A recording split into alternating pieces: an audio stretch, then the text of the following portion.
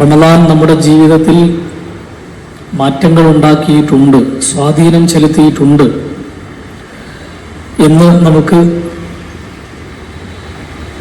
ആത്മവിശ്വാസത്തോടെ പറയുവാനും ആ നിലക്ക് ജീവിക്കാനും നമുക്ക് സാധിക്കുക. പണ്ഡിതന്മാർ പറയുന്ന ഒരു കാര്യമുണ്ട്, മൻ കാന ശവ്വാലുഹു ഖൈറൻ മിൻ ശഅബാനിഹി ഫഹുവ മർഹൂം. ഒരാളെ സംബന്ധിച്ചിടത്തോളം റമദാനിന് മുമ്പുണ്ടായിരുന്ന ശഅബാൻ, ആ ശഅബാനിനേക്കാൾ നല്ലതാണ് അയാളെ സംബന്ധിച്ചിടത്തോളം ശവ്വാലെങ്കിൽ, എന്ന് പറഞ്ഞാൽ റമദാനിന് ശേഷമുള്ള സമയമെങ്കിൽ ഫഹുവ മർഹൂമൻ, അവൻ അനുഗ്രഹീതനായ വ്യക്തിത്വമാണ്. റമദാൻ ശവ്വാലിലേക്ക് നമ്മൾ പ്രവേശിക്കുമ്പോൾ, ശവ്വാലിലേക്ക് പ്രവേശിച്ച ഒരാളുടെ ജീവിതം തൊട്ടു മുമ്പുണ്ടായിരുന്ന ശഅബാനിനേക്കാൾ നന്നാവുക എന്നുള്ളതാണ്. റമദാനിനേക്കാൾ നന്നാവണമെന്നോ റമദാനിനെ പോലെ ആവണമെന്നോ പറയുന്നില്ല, മറിച്ച് കഴിഞ്ഞ ശഅബാനിനേക്കാൾ നല്ലതായിരിക്കണം റമദാനിന് ശേഷമുള്ള ശവ്വാലും അതിനെ തുടർന്നുള്ള ജീവിതവും. എങ്കിൽ ഫഹുവ മർഹൂമുൻ, അവർ അനുഗ്രഹീതരാണ്. വീണ്ടും പറയുന്നുണ്ട്, മൻ കാന ശവ്വാലുഹു മിസ്ല ശഅബാനിഹി ഫഹുവ മഗ്ബൂനുൻ. ഒരാളുടെ ശഅബാനും ശവ്വാലും തമ്മിൽ ഒരു മാറ്റമല്ല, ഒരേപോലെയാണ്.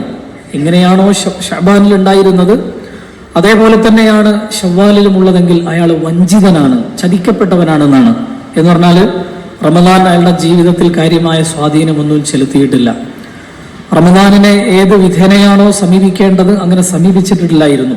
അതുകൊണ്ട് അയാൾ വഞ്ചിതനാക്കപ്പെട്ടു എന്നതാണ് ശഅബാനും ശവ്വാലും ഒരേപോലെയാണെങ്കിൽ അവരെക്കുറിച്ച് പണ്ഡിതന്മാർ പറയുന്നത് എന്ന് കാണാൻ സാധിക്കും. വീണ്ടും പറയുന്നുണ്ട്, മൻ കാന ശവ്വാലുഹു ശർറൻ മിൻ ശഅബാനിഹി ഫഹുവ മൽഊനുൻ.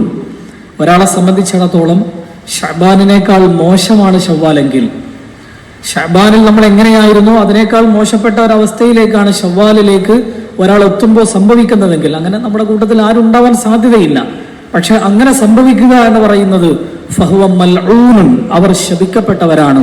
അള്ളാഹുവിന്റെ ശാപത്തിന്, അള്ളാഹുവിന്റെ മലായിക്കുകളുടെ ശാപത്തിന്, അള്ളാഹു ശപിക്കാൻ വേണ്ടി ഏൽപ്പിക്കപ്പെട്ടവരുടെയൊക്കെ ശാപത്തിന് അത്തരം ആളുകൾ വിധേയരാക്കപ്പെടുമെന്നും പറയുന്നത് നമുക്ക് മനസ്സിലാക്കാൻ കഴിയും. ഇതിൽ നമ്മൾ എവിടെയാണ് നിൽക്കേണ്ടത് എന്നതാണ് റമദാൻ കഴിഞ്ഞ് നമ്മൾ പുതിയ ഒരു ജീവിതത്തിലേക്ക് പ്രവേശിക്കുന്ന സന്ദർഭത്തിൽ നമ്മുടെ മുമ്പിലുള്ള ഏറ്റവും പ്രധാനപ്പെട്ട ചോദ്യം എന്ന് പറയുന്നത്.